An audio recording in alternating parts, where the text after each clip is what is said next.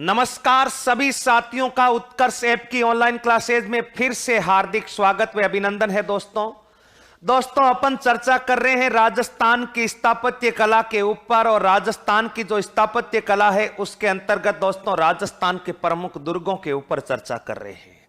दोस्तों दुर्ग के अंदर अपन ने राजस्थान के तारागढ़ अजमेर के दुर्ग का पार्ट 1 देखा था, और उस तारागढ़ के पार्ट 1 के अंतर्गत दोस्तों उस तारागढ़ का निर्माण के बाद में उसके उपनाम और कुछ महत्वपूर्ण बातें देखी थी। अधिकांश से तारागढ़ दुर्ग का जो पार्ट था वो अपने पार्ट 1 में देखा दोस्तों।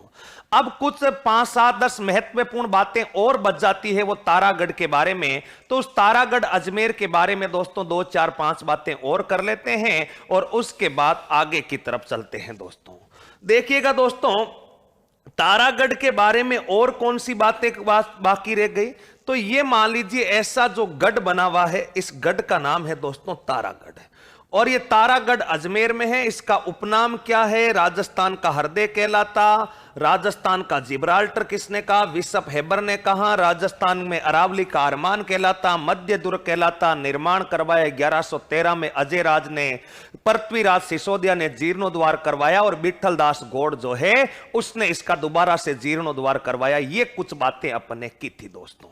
उसके बाद दोस्तों अगला बिंदु याद रखना कि सर्वाधिक स्थानीय अथवा स्वदेशी आक्रमण।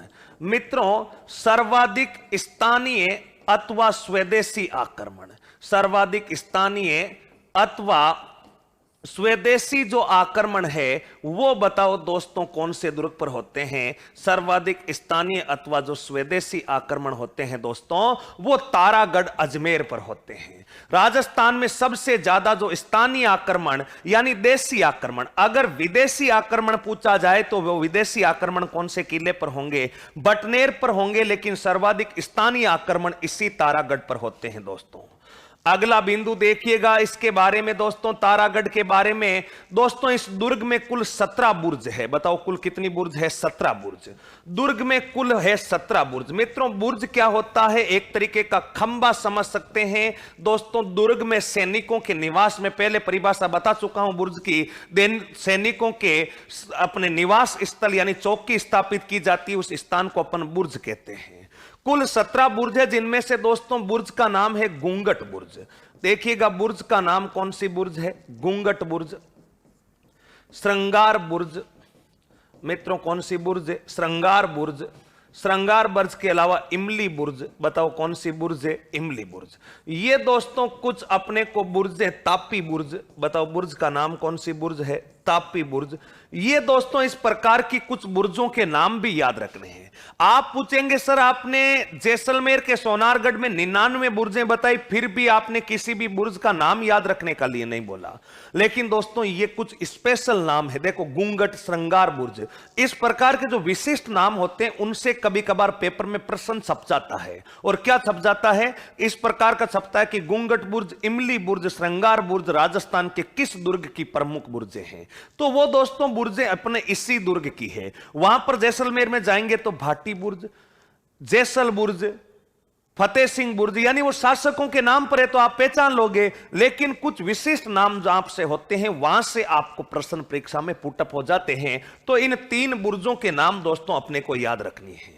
अगला दोस्तों ध्यान रखना, राजस्थान का एकमात्र ऐसा दुर्ग, राजस्थान का एकमात्र ऐसा दुर्ग दोस्तों, राजस्थान का एकमात्र ऐसा दुर्ग है जहां पर घोड़े की मजार स्थित है। जहां बताओ क्या स्थित है? घोड़े की मजार स्थित है। मित्रों ध्यान रखना, और ये जो घोड़े की मजार स्थित है ये राजस्थान का एकमात्र दुर्ग है। घोड़े की मजार जहां आज भी दोस्तों प्रतिवर्ष प्रतिदिन दाल चढ़ती है, ये घोड़े की मजार करते घोड़े की समाधि बनी हुई है। और ये राजस्थान का एकमात्र दुर्ग तारागढ़ है जिसमें घोड़े की क्या बनी हुई है? मजार बनी हुई है।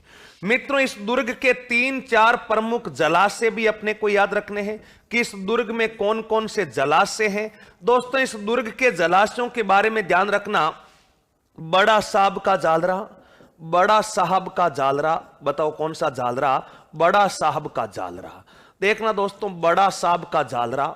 इसके अलावा ध्यान रखना गोल जालरा। बताओ कौन सा जालरा? गोल जालरा। इसके अलावा मित्रों ध्यान रखना इब्राहिम जालरा, गोल जालरा, गोल जालरा के अलावा दोस्तों बताओ कौन सा जालरा, इब्राहिम जालरा, गोल जालरा और इब्राहिम जालरा। अब आप कहेंगे गुरुजी ये जालरा फालरा क्या लिखवा रहे हो आप? अरे कुछ नहीं लिखवा रहे, ये जालरा जो है ये इस दुर्ग के अंदर छोटे छोटे तालाब है जिनके भी नाम याद रखना, क्योंकि जालरा जिसके भी पीछे नाम आए, गोल जालरा, बड़े साहब का जालरा, इब्राहिम जालरा, इमाम जालरा, ये आप समझ लेना इस तारागढ़ दुर्ग के प्रमुख क्या है, जला से है दोस्तों। अगला बिंदु इस गढ़ के बारे में क्या याद रखेंगे दोस्तों, तारागढ़ अजमेर के बारे में अगला ध्यान रखना, यहां रूठी रानी उम्मा दे का महल बना है। बताओ यहां रूठी रानी, और रूठी रानी कौन सी दे है? इस रूठी रानी का नाम है दोस्तों उम्मा दे। रूठी रानी उम्मा दे का बताओ क्या बना हुआ है? रूठी रानी उम्मा दे का महल बना है दोस्तों। रूठी रानी उमा दे का महल, रूठी रानी उमा दे कौन है? राव लूणकरण की पुत्री है। बताओ किसकी पुत्री है? राव लूणकरण की पुत्री है। और दोस्तों ये जो है राव लूणकरण की पुत्री का विवाह 1536 ईस्वी में जोधपुर के शासक मालदेव से हुआ था, और ये मालदेव से रूट करके दोस्तों ध्यान रखना कहां आ गई थी? तारागढ़ में। और यहीं पर रूठी रानी की महल, रूठी रानी का क्या बना हुआ है? महल बना हुआ है। यहीं पर दोस्तों ध्यान रखना राजस्थान का प्रथम तरणताल। बताओ राजस्थान का प्रथम तरणताल कहां पर बना हुआ है? तरणताल का अर्थ क्या होता है दोस्तों? Swimming pool. बताओ तरणताल का अर्थ क्या होता है? Swimming pool. यानी राजस्थान का जो पहला स्विमिंग पूल या राजस्थान का पहला जो तरणताल है वो इसी दुर्ग में बना हुआ है दोस्तों। पृथ्वीराज तृतीय के समय दोस्तों ध्यान रखना यहां पर जो है संयोगिता और इच्छिनी के लिए एक स्विमिंग पूल बना था, जिसे राजस्थान का पहला स्विमिंग पूल या राजस्थान का पहला तरणताल कहते हैं। राजस्थान का बताओ क्या कहते हैं? प्रथम तरणे ताल। मित्रों इस दुर्ग में ध्यान रखना शीश खाना गुफा स्थित है। इसी दुर्ग में बताओ दोस्तों कौन सी गुफा है? शीश खाना गुफा स्थित है। मित्रों इसी दुर्ग में स्थित है शीश खाना गुफा स्थित है। मित्रों ये जो शीश खाना गुफा है, ये शीश खाना गुफा क्या है दोस्तों? पृथ्वीराज चौहान का नाम तो आपने सुना ही होगा, और पृथ्वीराज तृतीय की आराध्य देवी थी मित्रों चामुंडा माता। पृथ्वीराज तृतीय जब अपनी देवी आराध्य देवी चामुंडा माता के दर्शन करने के लिए मंदिर में जाता, तब वो इसी गुफा का इस्तेमाल करता। यानी शीश खान गुफा के अंदर से भूमिगत गुफा थी और अपनी देवी चामुंडा के दर्शन के लिए चला जाता। मित्रों चामुंडा माता का अगर राजस्थान में मुख्य मंदिर पूछा जाएगा तो दोस्तों गलती मत कर देना, चामुंडा माता का मुख्य मंदिर मेहरानगढ़ दुर्ग जोधपुर में है। आप ऐसा नहीं हो कि गुरुजी ने तो बताया पृथ्वीराज चौहान की आराध्य देवी तारागढ़ में गुफा है। अरे मित्रों मुख्य मंदिर चामुंडा माता के मंदिरों की कोई कमी थोड़ी है, हर जगह मंदिर है देवी के, लेकिन तारागढ़ अपने मेहरानगढ़ दुर्ग जोधपुर का जो मंदिर है उस मंदिर को चामुंडा माता का मुख्य मंदिर कहते हैं। जबकि एक मंदिर पृथ्वीराज तृतीय ने अजमेर में भी बनाया था, जो पृथ्वीराज तृतीय की आराध्य देवी थी, और वहां तक जाने के लिए बताओ कौन सी गुफा का इस्तेमाल करता था? शीश खाना गुफा का इस्तेमाल करता। और मित्रों यहां पर ध्यान रखना दारा सिकोहे का जन्म स्थल। बताओ दारा सिकोहे का जन्म स्थल। मित्रों दारा सिकोहे का बताओ कौन सा स्थल है? जन्म स्थल। मित्रों दारा सिकोहे कौन है? दारा सिकोहे ध्यान रखना औरंगजेब का अपने शाहजहां का पुत्र है। शाहजहां का जो सबसे बड़ा पुत्र था उसका नाम था दारा सिकोहे, छोटा जो था उसका नाम था शुजा शाह, उससे छोटा मुराद अली, और सबसे छोटा औरंगजेब। शाहजहां के कितने पुत्र थे प्रमुख? 4, दारा सिको, शुजा, मुराद और औरंगजेब। उनमें सबसे बड़े पुत्र दारा का जन्म जो है वो राजस्थान के किस गढ़ में हुआ था? तारागढ़ में। यही फैक्ट दोस्तों केवल अपने को बताओ कौन से गढ़ के बारे में याद रखने हैं? तारागढ़ के बारे में। पहले अपन ने निर्माता, उपनाम इत्यादि के बारे में चर्चा की, और उसके बाद दोस्तों यही अपने को इसके बारे में ध्यान रखना है। ठीक है गुरुजी, ये तो हम रूठी रानी का मेल है, जलाशय है, घोड़े की मजार है, गुंगट बुर्ज, ये बुर्ज है, कुल 17 बुर्जें हैं, शीश खाना गुफा है। कोई बड़ी बात नहीं है, याद रख लेंगे तो बड़ी बात नहीं है, तो परीक्षा में प्रश्न भी गलत होगा नहीं, इसका भी ध्यान रखना। ये प्रमुख रूप से दोस्तों अपने इस तारागढ़ में। इसके अलावा दोस्तों तारागढ़ में एक बिंदु और ध्यान रखना, इस तारागढ़ में एक और बिंदु क्या याद रखोगे कि सैयद हुसैन सिंडावर की दरगाह। बताओ किसकी दरगाह है? सैयद हुसैन सिंडावर की दरगाह। बताओ सैयद हुसैन सिंडावर। और ये जो सैयद हुसैन सिंडावर है, इस सैयद हुसैन सिंडावर की बताओ क्या बनी हुई है? दरगाह बनी हुई है। सैयद हुसैन सिंडावर, इसकी दरगाह भी इसी गढ़ में बनी हुई है। ये कुछ अपने को और बातें बताओ किसके बारे में याद रखनी है? तारागढ़ अजमेर के बारे में। यहां पर समाप्त होता है दोस्तों अपना कौन सा गढ़? तारागढ़, जिसे राजस्थान का हृदय, राजस्थान का जिब्राल्टर कहते हैं। मित्रों, अजमेर आए हैं तो अजमेर के एक दो छोटे छोटे किले और बसे हुए हैं, उन किलों के बारे में भी मैं जानकारी प्राप्त कर लेते हैं दोस्तों। देखिएगा, अजमेर में एक दुर्ग और बना हुआ है और इस दुर्ग का नाम है मैगजीन दुर्ग। छोटा सा किला है, हालांकि कोई बड़ा दुर्ग नहीं है, फिर भी दोस्तों ये जो दुर्ग है, इस दुर्ग का नाम है मैगजीन दुर्ग। दोस्तों, मैगजीन जो दुर्ग है, इस मैगजीन दुर्ग के बारे में 8-10 बातें ध्यान रखनी। पहली बात, इस दुर्ग का निर्माण किसने करवाया? अकबर ने करवाया। दोस्तों, इस दुर्ग का निर्माण अकबर ने कब करवाया? 1570 ईस्वी में करवाया। तीसरी बात, क्यों करवाया? ख्वाजा मोइनुद्दीन चिश्ती के सम्मान में करवाया। मित्रों, सीधा आप तो एक बार दिमाग से कांस्टेंट होके सुनिए, मैं सीधा खोपड़े में ठोक दूंगा, कहीं पर भी आपको पढ़ने की दोबारा जरूरत ही नहीं पड़ेगी। बस जरूरत है तो बिल्कुल एक नियत स्थान पर एकांत में बैठ करके ध्यान से इस आवाज को सुनने की है। मित्रों, सीधा सीधा याद हो जाएगा। इस दुर्ग का निर्माण, कौन से दुर्ग का? मैगजीन दुर्ग का। किसने करवाया?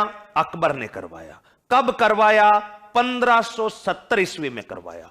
क्यों करवाया? ख्वाजा मोइनुद्दीन चिश्ती के सम्मान में करवाया। नींव किसने रखी? संत दादू दयाल ने रखी। 4 बातें याद हो गई। 5वीं बात, राजस्थान का एकमात्र ऐसा दुर्ग जो पूर्ण रूप से मुगल शैली में निर्मित है। बताओ कौन सी शैली में निर्मित है? मुगल शैली में। मित्रों, क्योंकि इस दुर्ग का निर्माण ही मुगल शासक अकबर करवा रहा है, तो दुर्ग निश्चित रूप से पूर्ण रूप से मुगल शैली में निर्मित है। और इसके अलावा अगर आपसे पूछे कि राजस्थान में और भी कई दुर्ग मुगल शैली से है क्या? नहीं। हां, मुगल शैली का प्रभाव जरूर है। जैसे आमेर का किला सर्वाधिक मुगल शैली से प्रभावित किला है, क्योंकि आमेर वालों का रिलेशन सबसे ज्यादा मुगलों के साथ रहा, तो मुगल शैली से प्रभावित हो गया आमेर का किला। लेकिन पूर्ण रूप से मुगल शैली में निर्मित एक ही किला है, और उस किले का नाम बताओ कौन सा किला है? मैगजीन दुर्ग। मित्रों, इस दुर्ग का उपयोग कहां पर हुआ? मित्रों, ध्यान रखना, इस दुर्ग का उपयोग हल्दी घाटी युद्ध की योजना इसी में बनी।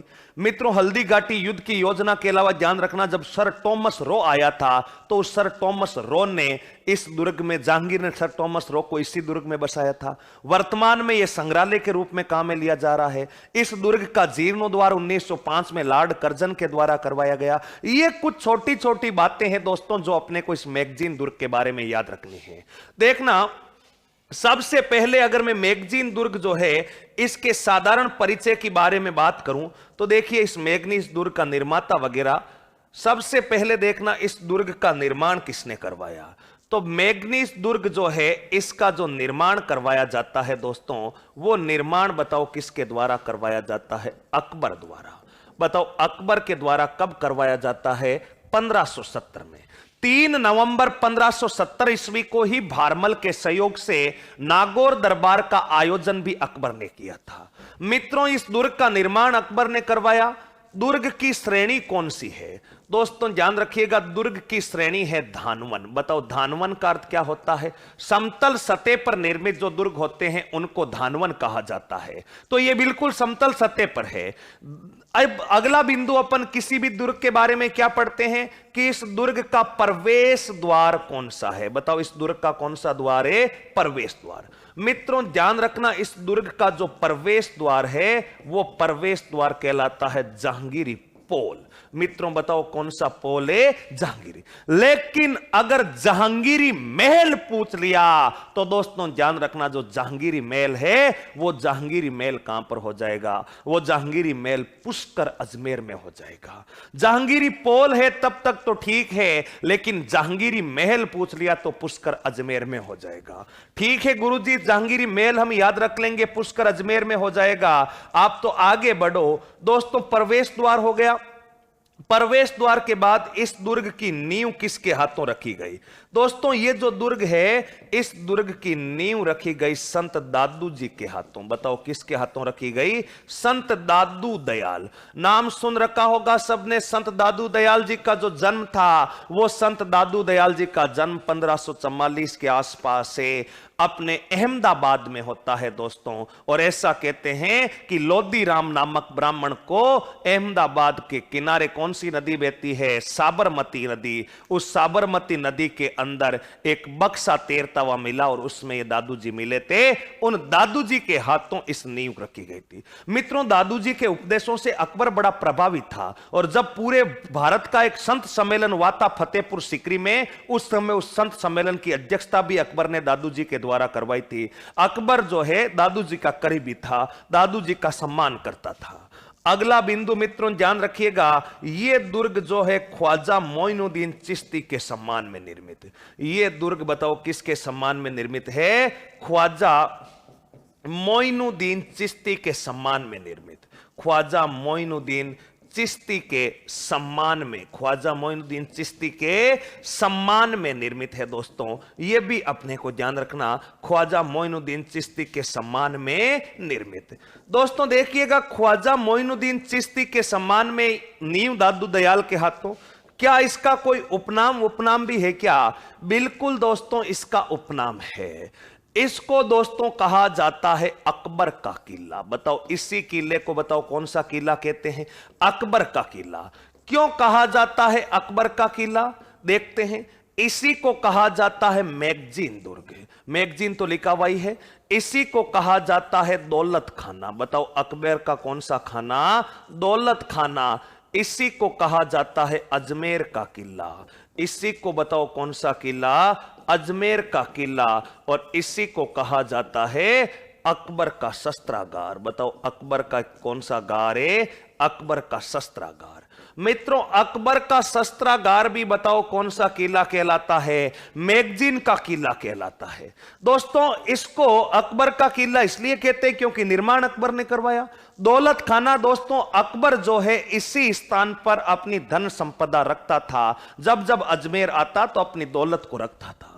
अजमेर का किला अजमेर के नाम पर हो गया। और अकबर के हथियारों का संग्रहण भी यहीं पर होता था, क्योंकि आपने देखा होगा हल्दी घाटी युद्ध की योजना कौन से दुर्ग से बनी थी? इसी दुर्ग से बनी थी, और हथियार भी यहीं रखे गए थे। ये कुछ साधारण सी बातें बताओ अपने कौन से दुर्ग के बारे में हो गई? मैगजीन दुर्ग के बारे में हो गई।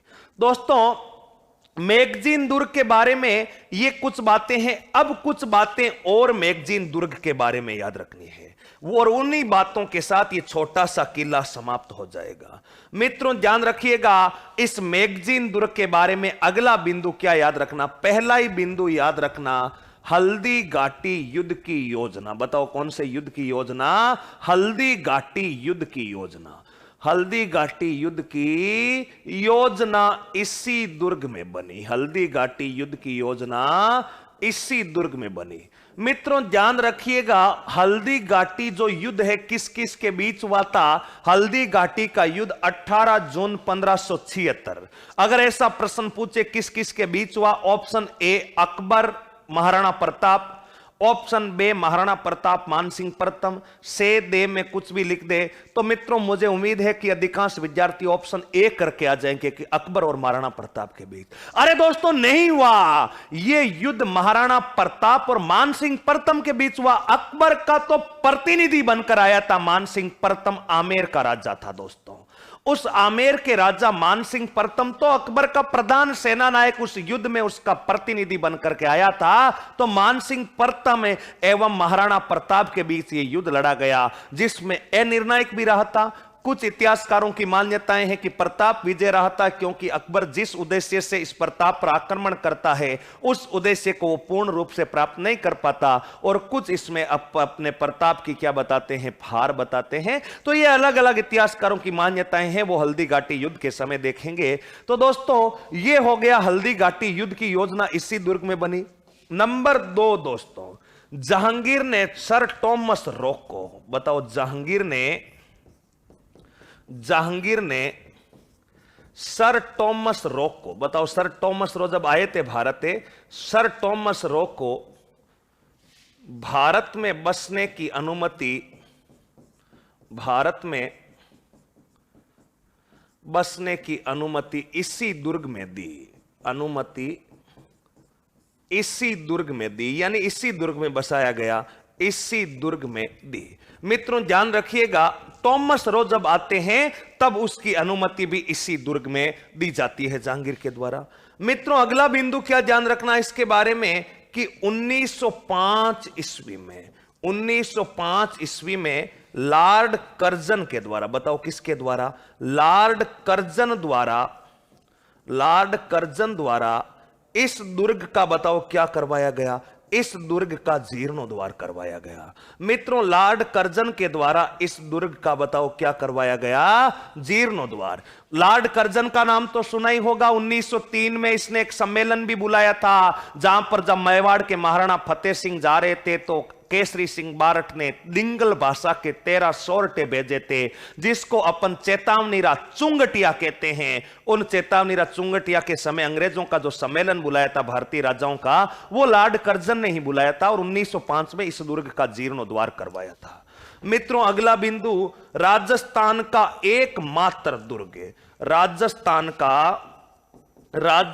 का एकमात्र दुर्ग, राजस्थान का एकमात्र दुर्ग जो पूर्ण रूप से, एकमात्र दुर्ग जो पूर्ण रूप से मुगल शैली में निर्मित है। बताओ जो पूर्ण रूप से किस में निर्मित है, जो पूर्ण रूप से मुगल शैली में निर्मित है, जो पूर्ण रूप से मुगल शैली में निर्मित। दोस्तों देखिएगा मुगल शैली का प्रभाव तो कई दुर्गों पर आया है, लेकिन पूर्ण रूप से यानी पूरी तरह से मुगल शैली में बना कि एक किला, बताओ कौन सा किला है, ये अपना किला है मित्रों, अकबर का किला, या इसी दुर्ग को अपन कौन सा गज कह सकते हैं, मैगजीन दुर्ग कह सकते हैं।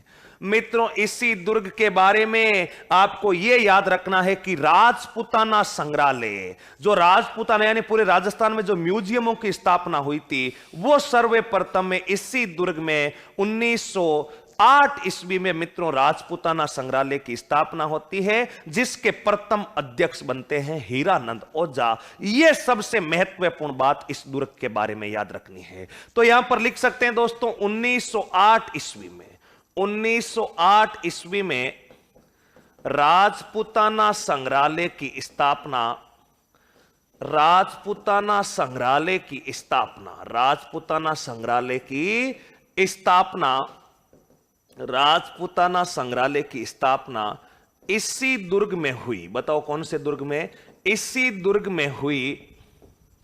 राजपूताना संग्रहालय की स्थापना इसी दुर्ग में हुई, जिसके प्रथम अध्यक्ष, जिसके प्रथम अध्यक्ष हीरानंद ओझा बने, जिसके प्रथम अध्यक्ष बताओ कौन बने थे, जिसके प्रथम अध्यक्ष हीरानंद ओझा बने। मित्रों ध्यान रखिएगा, जिसके प्रथम अध्यक्ष हीरानंद, एक है दोस्तों हीराचंद, वो बड़े इतिहासकार है, डॉक्टर गौरी शंकर हीराचंद ओझा, वो अलग है, और ये हीरानंद ओझा जो है दोस्तों, ये हीरानंद ओझा अलग है। हीरानंद और हीराचंद में रात दिन का फर्क है। उनका पूरा नाम इतिहासकार का डॉक्टर जी.एच. ओझा यानी गौरी शंकर हीराचंद ओझा, और यह है हीरानंद। मित्रों पूरे राजपूताना में, पूरे राजस्थान में सर्वप्रथम राजपूताना संग्रहालय यानी म्यूजियम, प्राचीन वस्तुओं का जो संग्रहालय है, उसका गठन इसी दुर्ग में हुआ, और उस राजपूताना संग्रहालय के प्रथम अध्यक्ष बताओ कौन बने थे, हीरानंद बने थे। यह दुर्ग दोस्तों वर्तमान में भी म्यूजियम के रूप में काम आता है, जहां पर प्राचीन समय की तस्वीरें वगैरह पड़ी है। और अजमेर के चूड़ी बाजार में आप जाएंगे तो इस दुर्ग को आसानी से देख करके आएंगे दोस्तों। और प्रवेश द्वार जो है इसका बताओ कौन सा पोल कहलाता है? जहांगीरी पोल कहलाता है। यह एक छोटा सा दुर्ग है जिसकी नींव दादू जी ने रखी ख्वाजा साहब के सम्मान में, मुगल शैली में अकबर ने बनाया, 1570 में बनाया। उपनाम टॉमस रो बसा, हल्दी घाटी युद्ध की योजना बनी, लॉर्ड कर्जन ने जीर्णोद्वार करवाया। ये सीधी सादी बातें इस दुर्ग के बारे में क्या रखनी है, याद रखनी है दोस्तों। ये कुछ महत्वपूर्ण बातें अपने बताओ कौन से गढ़ के बारे में है? मैगजीन दुर्ग के बारे में। अब मित्रों अजमेर आए हैं तो एक छोटा सा गढ़ और रह जाता है, और इस गढ़ का नाम बताओ कौन सा गढ़ है? टोडगढ़। और दोस्तों ये टोडगढ़ भी बताओ कहां पर पड़ता है? अजमेर में पड़ता है। ये टोडगढ़ बताओ कहां पर पड़ता है? अजमेर में पड़ता है। और टोडगढ़ है क्या दोस्तों? टोडगढ़ वर्तमान में तो कुछ नहीं है, वर्तमान में तो एक जेल है। वर्तमान में बताओ क्या है? जेल है। लेकिन पहले यह किला था। और दोस्तों नाम से ही स्पष्ट है कि इस टोडगढ़ का जो निर्माण करवाया जाएगा वो निर्माण किसके द्वारा करवाया जाएगा? कर्नल टोड के द्वारा, और अंग्रेजों द्वारा निर्मित दुर्ग। अगर आपसे परीक्षा में, क्योंकि कर्नल टोड तो अंग्रेज था, और मित्रों इस कर्नल टोड के बारे में तो आपको महत्वपूर्ण जानकारी होनी चाहिए। मित्रों इस टोडगढ़ के बारे में देखना, अगला जो किला है टोडगढ़, इस टोडगढ़ का अगर आपसे पूछा जाए कि निर्माण किसने करवाया, तो मित्रों बताओ आप टोडगढ़ के निर्माण के बारे में क्या बताते हो? टोडगढ़ का निर्माण करवाया गया कर्नल जेम्स टोड के द्वारा। मित्रों कर्नल जेम्स टोड के द्वारा, कर्नल जेम्स टोड के द्वारा इसका निर्माण करवाया गया। अगला बिंदु लिख सकते हैं कि अंग्रेजों द्वारा निर्मित दुर्ग, क्योंकि ये जो दुर्ग है ये बताओ किसके द्वारा निर्मित दुर्ग है? अंग्रेजों द्वारा निर्मित, क्योंकि कर्नल जेम्स टोड जो है वो कर्नल जेम्स टोड बताओ क्या है? अंग्रेज है। अगला बिंदु ध्यान रखिएगा, वर्तमान में ये जेल के रूप में संचालित, वर्तमान में जेल संचालित, वर्तमान में बताओ क्या संचालित है? जेल संचालित है। और दोस्तों ध्यान रखिएगा, अगला बिंदु ध्यान रखना है, अगला बिंदु जब अपने राजस्थान में सशस्त्र क्रांति के आरोपी, एक का नाम था विजय सिंह पत्तिक और दूसरे का नाम था गोपाल सिंह खरवा। मित्रों आपने अर्जुन लाल सेठी का नाम तो सुना ही होगा, जिनका जन्म जो है जयपुर में जैन परिवार में हुआ था, और उनको क्रांतिकारियों का गुरु कहा जाता है। मित्रों क्रांतिकारियों का गुरु इसलिए कहा जाता है कि ये पूरे जितने भी क्रांतिकारी बड़े बड़े नाम आपने सुने होंगे, प्रताप सिंह बारठ, जोरावर सिंह बारठ, राजेंद्र विदुड़ी, आसापुल्ला खां, मोतीराम, विजय सिंह पत्तिक, गोपाल सिंह खरवा, ये सब दोस्तों इसी अर्जुन लाल सेठी के शिष्य थे। यानी क्रांतिकारियों का महान गुरु इसको कहा जाता है। और दोस्तों ये जो है पूरे भारत में सशस्त्र क्रांति फैलाना चाहते थे, और सशस्त्र क्रांति फैलाने के लिए इसके दो शिष्य थे, एक तो बुलंदशहर उत्तर प्रदेश का विजय सिंह पत्तिक और गोपाल सिंह खरवा। ये दोस्तों उत्तर भारत, इधर पंजाब, हरियाणा, जम्मू कश्मीर की तरफ क्रांति के लिए हथियारों की खेप देने के लिए जा रहे थे, और इनको हथियारों सहित मित्रों गिरफ्तार कर लिया गया। और गिरफ्तार करके इस गोपाल सिंह खरवा और विजय सिंह पत्तिक को इसी दुर्ग में कैद किया गया। अगला बिंदु लिख सकते हैं दोस्तों कि गोपाल सिंह खरवा, अगला बिंदु अपन क्या लिखेंगे कि गोपाल सिंह खरवा वे विजय सिंह पत्तिक, बताओ गोपाल सिंह खरवा वे कौन सा पत्तिक है? गोपाल सिंह खरवा वे विजय सिंह पत्तिक को इसी दुर्ग में कैद किया गया। विजय सिंह पत्तिक को बताओ इसी दुर्ग में क्या किया गया? इसी दुर्ग में कैद किया गया। ये केवल दो बातें दोस्तों इस टोडगढ़ के बारे में याद रखनी है कि टोडगढ़ अजमेर जो है इसका निर्माण अंग्रेजों द्वारा होता है। ये तीन प्रमुख किले अपने अजमेर के किले हैं दोस्तों।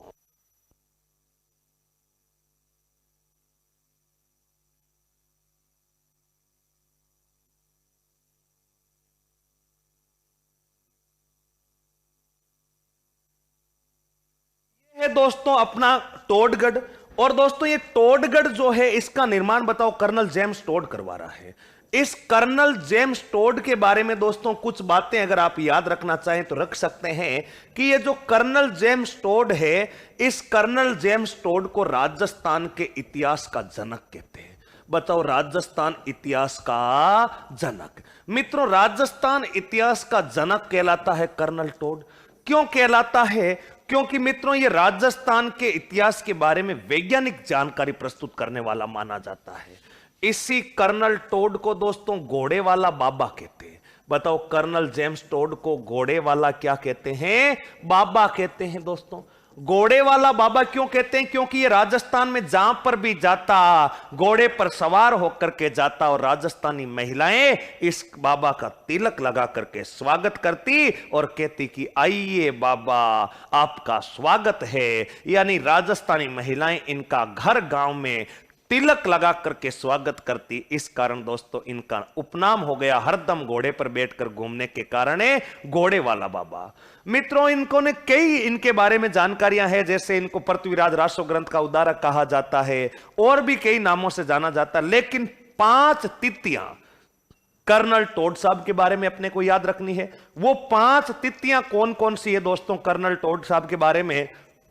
देखिएगा, कर्नल जेम्स टोड जो है, उस कर्नल जेम्स टोड के बारे में दोस्तों, पहला इनका जो जन्म है वो मित्रों ध्यान रखना कब हुआ था? 20 मार्च 1782 को। सीधा लिख सकते हैं 1782 ईस्वी।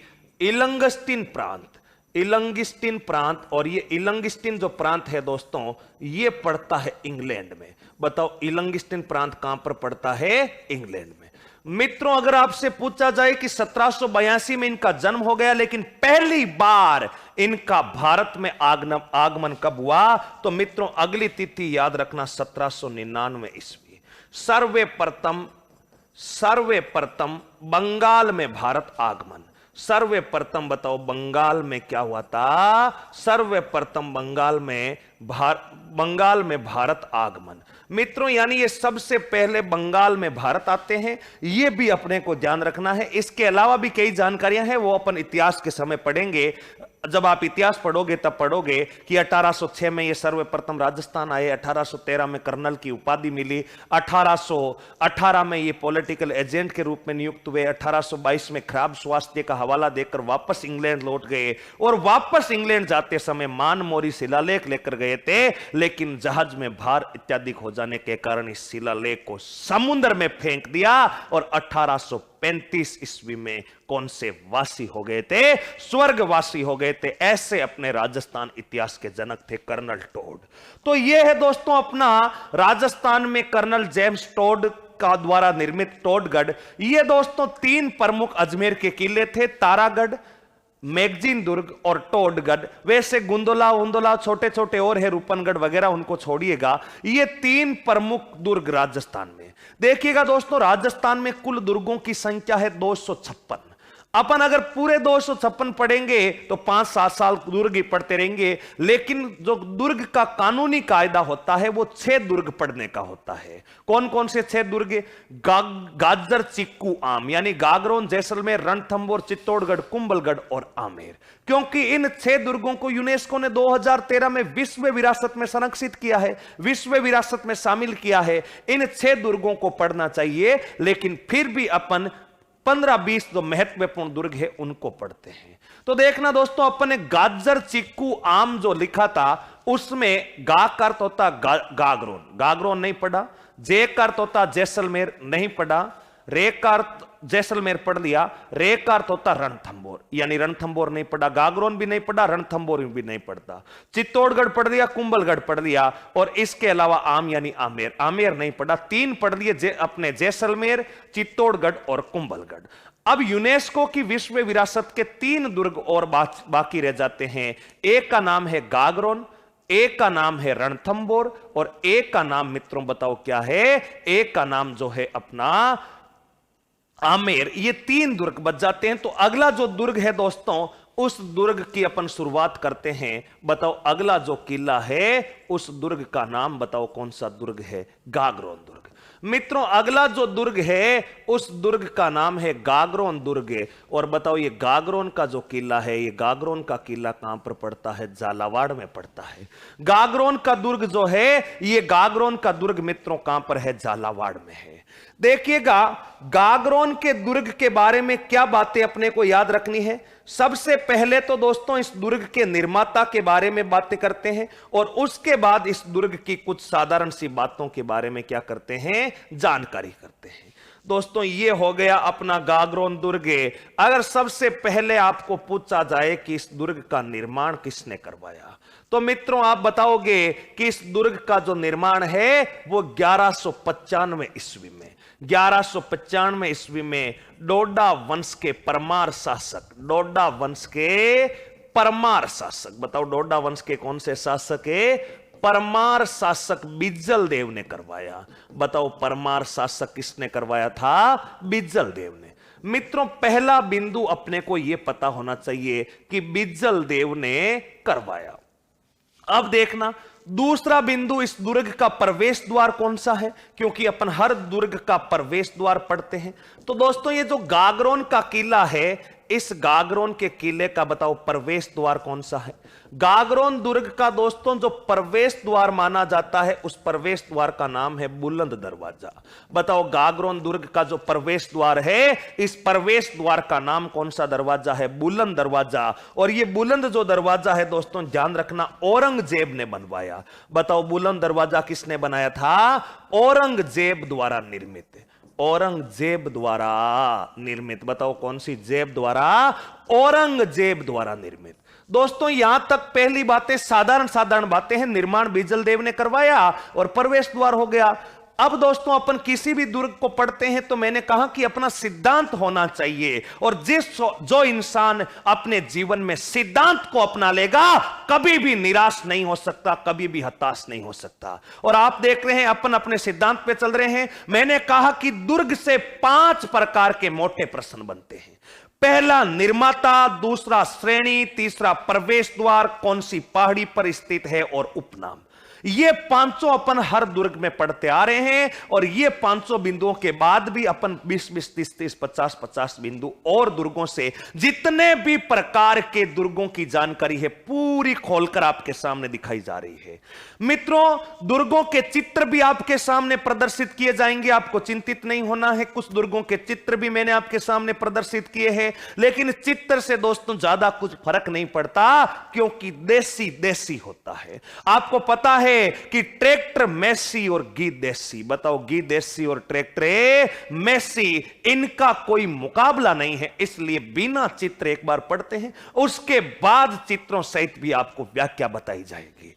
इसलिए दोस्तों अपने को पूर्ण ज्ञान के साथ, एक एक फैक्ट के साथ आगे चलना है। दोस्तों प्रवेश द्वार के बाद में अगला अपन कोई सा भी दुर्ग पढ़ते हैं तो अपने सिद्धांत है कि अपन उस दुर्ग की पहले श्रेणी पढ़ते हैं। बताओ इस दुर्ग को अपन पहले क्या पढ़ते हैं, श्रेणी पढ़ते हैं। और मित्रों ये जो दुर्ग है जल दुर्ग अथवा औद्युक दुर्ग। मित्रों जो कौटिल्य है, उस कौटिल्य ने तो जल दुर्ग के लिए बताओ कौन सा शब्द इस्तेमाल किया है, औद्युक दुर्ग का किया है। जबकि जो शुक्र नीति है उस शुक्र नीति में जल दुर्ग का क्यों किया गया है, क्योंकि जो दुर्ग नदियों के संगम पर होंगे उनको जल दुर्ग कहते हैं। तो ये दुर्ग कौन सी नदियों के संगम पर है, मित्रों ध्यान रखिएगा, काली सिंध व आहू नदी के संगम पर। बताओ कौन सी नदी के संगम पर है, काली सिंध व आहू नदी के संगम पर, काली सिंध व आहू नदी के संगम पर, आहू नदी के संगम पर। मित्रों यहां पर 2 नदियां आती है, एक का नाम है काली सिंध और दूसरी नदी का नाम बताओ कौन सी नदी है, आहू नदी। तो काली सिंध और आहू नदी के संगम पर हो गया, प्रवेश द्वार हो गया बुलंद दरवाजा, निर्माण हो गया 1195 ईस्वी में। अगला अपना सिद्धांत कहीं नहीं जाता, अपन पढ़ते हैं उस दुर्ग के उपनाम। बताओ इस दुर्ग के उपनाम। दोस्तों इस दुर्ग का उपनाम ध्यान रखना, डोडा वंशीय परमार के द्वारा करवाए जाने के कारण इस गढ़ को बताओ कौन सा गढ़ कहते हैं, डोडगढ़ कहते। बताओ कौन सा गढ़ कहते, डोडगढ़। डोडगढ़ के अलावा मित्रों दुल्लर वंश भी होने के कारण इसी को कहा जाता दुल्लरगढ़। बताओ इसी को कौन सा गढ़ कहा जाता है, दुल्लरगढ़ कहा जाता है। और मित्रों मिट्टे शाह की दरगाह इस दुर्ग के अंदर होने के कारण इसको शाहगढ़ कहा जाता है। बताओ इसी दुर्ग को कौन सा गढ़ कहते हैं, शाहगढ़ कहते हैं। हैं। और मित्रों, इस दुर्ग के अंदर एक पहाड़ी है जो अपराधियों को दंड देने के लिए काम में आती थी, गिद्धकराही पहाड़ी। उस गिद्धकराही पहाड़ी का होने के कारण इस दुर्ग को गिद्धकगढ़ भी कहते हैं। बताओ इस दुर्ग को कौन सा गढ़ कहते हैं? गिद्धकगढ़ कहते हैं दोस्तों। यह इस दुर्ग के बारे में उपनाम है। लेकिन दोस्तों, अगर आपसे पूछा जाए कि गागरोन का प्राचीन नाम क्या था, तो दोस्तों ध्यान रखना, प्राचीन नाम अलग हो जाएगा। यहां नीचे में गला फाड़ फाड़ कर बता रहा हूं, गलती मत कर देना दोस्तों। यहां पर नोट लगा करके मैं लिख रहा हूं, गागरोन का प्राचीन नाम गरगराटपुर था। बताओ गागरोन का प्राचीन नाम क्या था? गागरोन का प्राचीन नाम, गागरोन का जो है वो प्राचीन नाम दोस्तों ध्यान रखना गरगराटपुर था। बताओ गागरोन का प्राचीन नाम जो है वो गरगराटपुर था। और दोस्तों जो गागरोन का प्राचीन नाम है गरगराटपुर, इस गरगराटपुर का ही नाम बाद में देवी सिंह खिच्ची ने बदल करके गागरोन रखा था।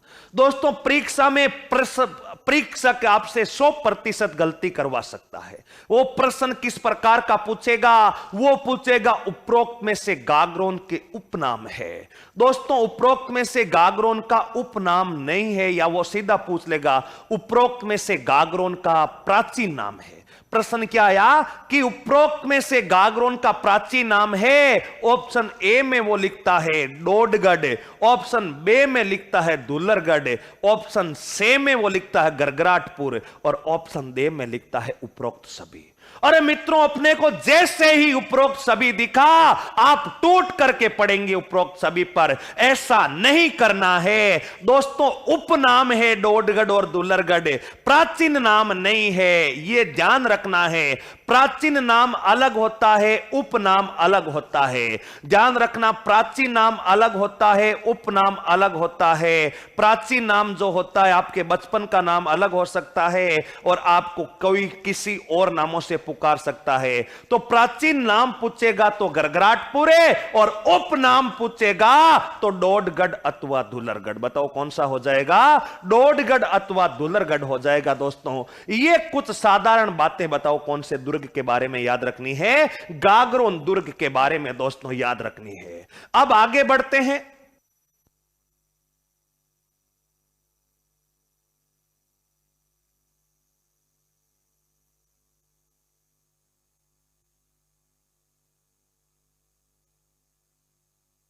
दोस्तों गागरोन दुर्ग में ही आगे बढ़ते हैं।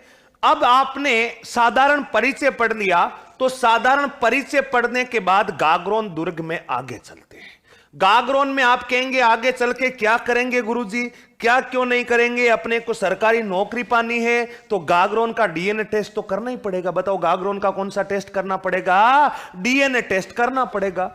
मित्रों अगला बिंदु, पहला ही बिंदु में आपके सामने जो परीक्षा की दृष्टि से उपयोगी बिंदु है उन्हीं पर चर्चा करता हूं।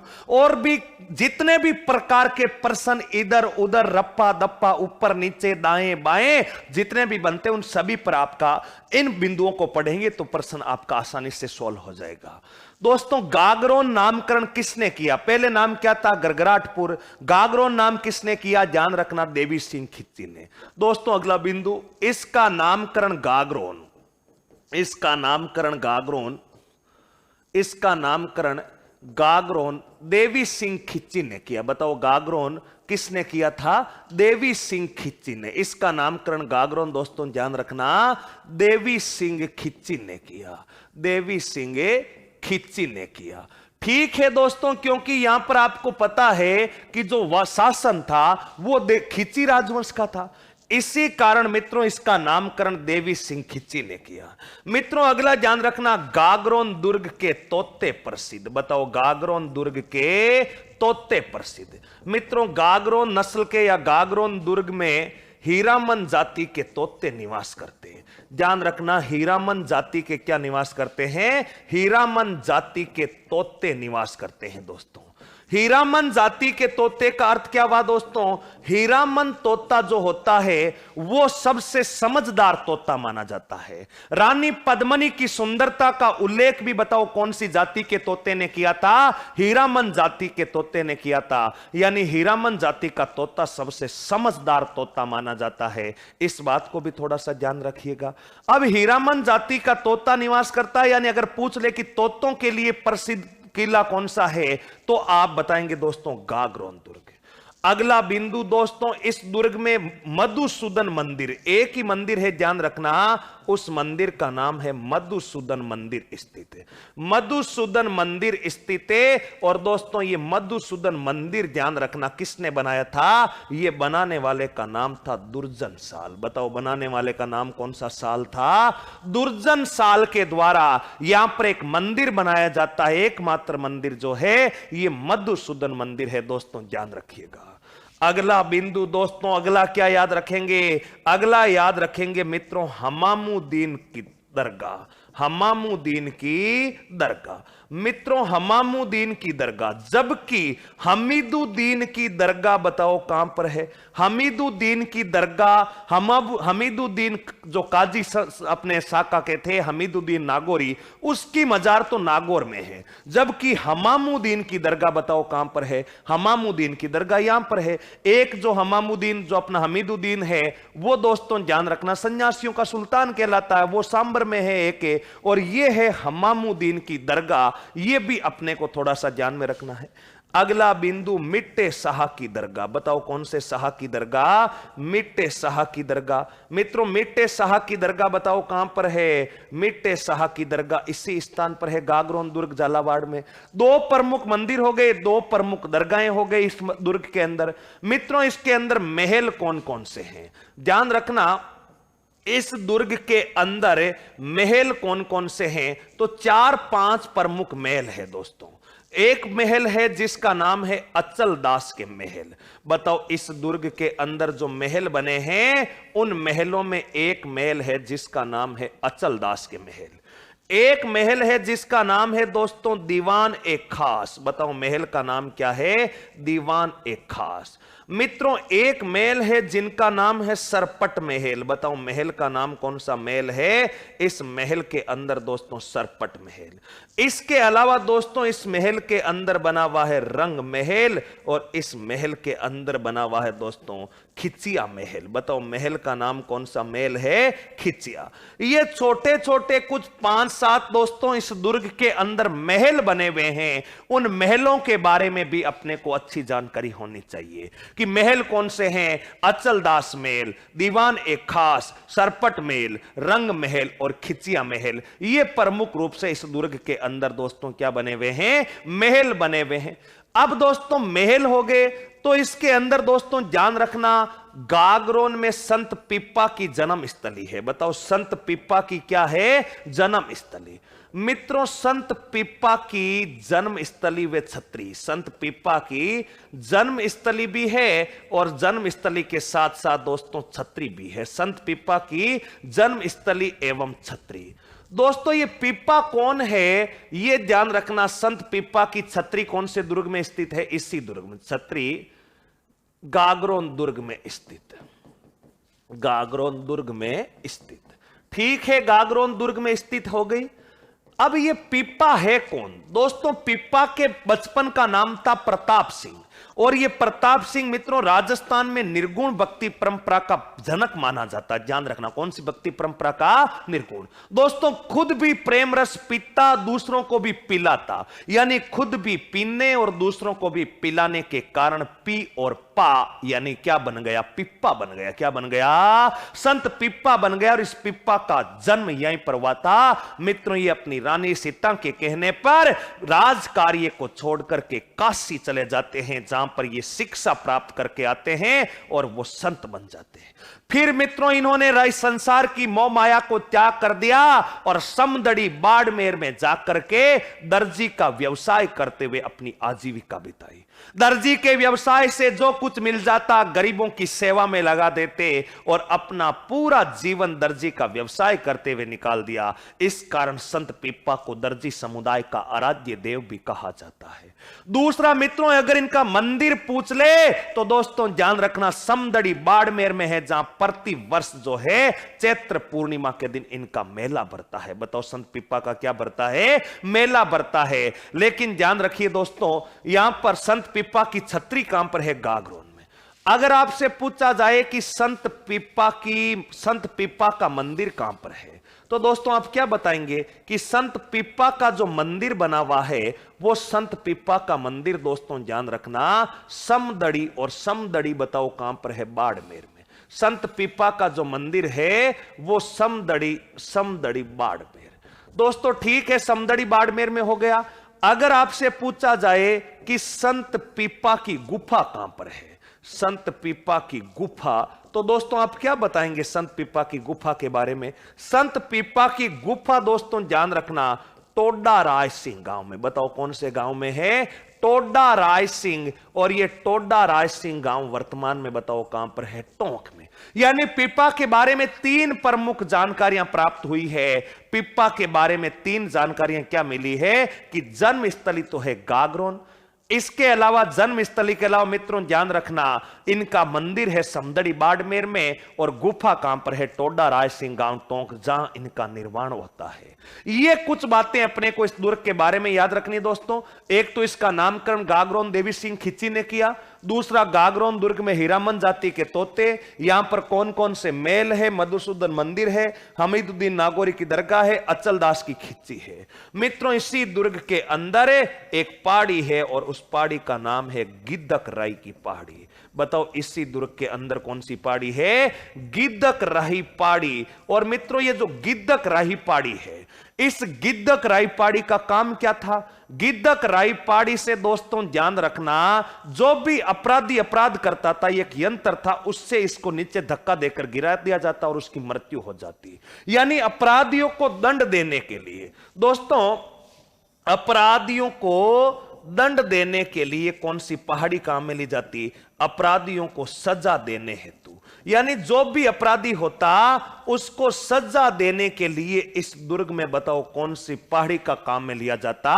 गिद्धक राही पहाड़ी काम में ली जाती।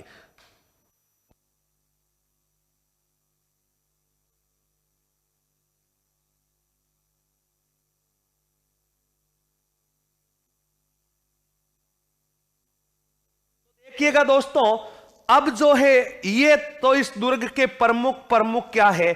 महल माली है। बताओ प्रमुख क्या है? महल माली है। अब दोस्तों ये दुर्ग के बारे में, गागरोन दुर्ग 2 नदियों के संगम पर हो गया, हीरामन जाति के तोते हो गया, ये कुछ बातें अपने को पता होनी चाहिए। इसके अलावा भी गुरुजी कुछ याद रखना पड़ेगा, बिल्कुल याद रखना पड़ेगा। क्या याद रखें? तो याद रखिएगा दोस्तों, पहली बार याद रखिएगा अपने दोस्तों, ध्यान रखना ये अपना इधर दुर्ग हो गया। इस दुर्ग के बारे में अगला बिंदु याद रखना है दोस्तों कि ये दुर्ग बिना नींव के स्थित है। बताओ दुर्ग कैसा है? बिना नींव स्थित दुर्ग।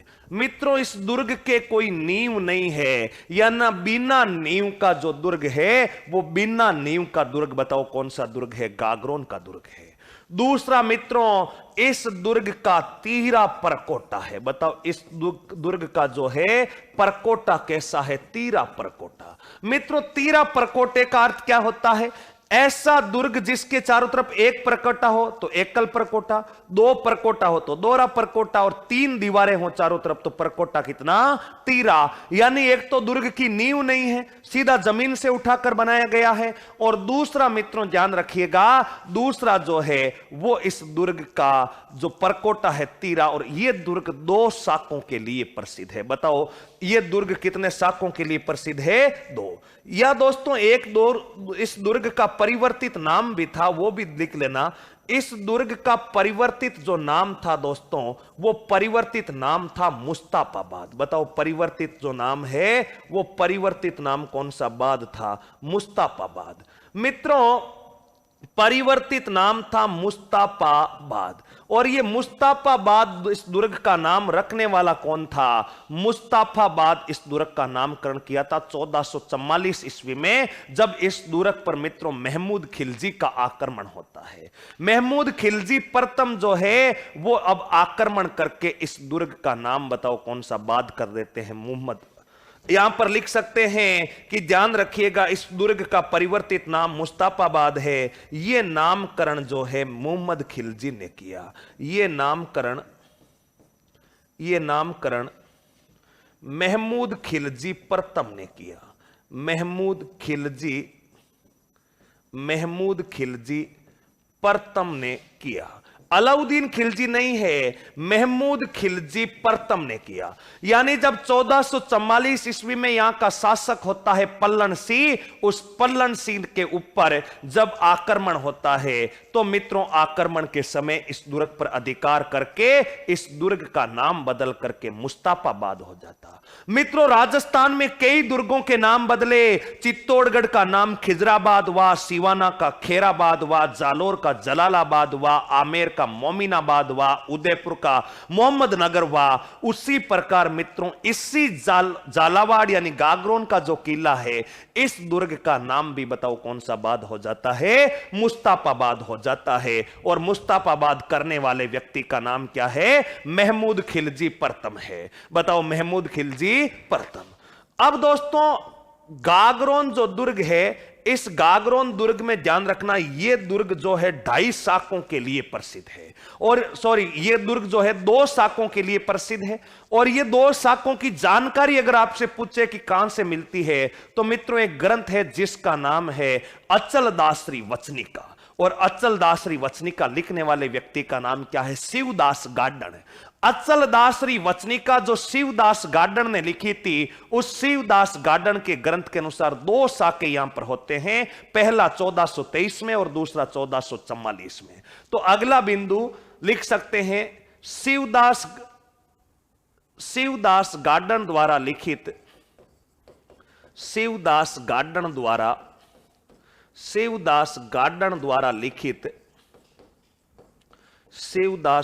द्वारा लिखित ग्रंथ अचलदासरी वचनिका। बताओ कौन से दासरी वचनिका? अचलदास। यानी यहां का शासक था अचलदास खिच्ची। अचलदासरी वचनिका के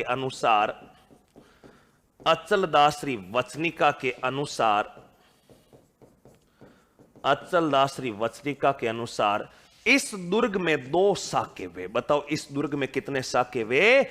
इस दुर्ग में मित्रों 2 शाखे। यानी अचलदासरी जो वचनिका है वो कहती है कि यहां पर 2 शाखे वे। यानी कौन कब कब हुए, इन शाखों के बारे में भी दोस्तों अपने को ध्यान रखना है।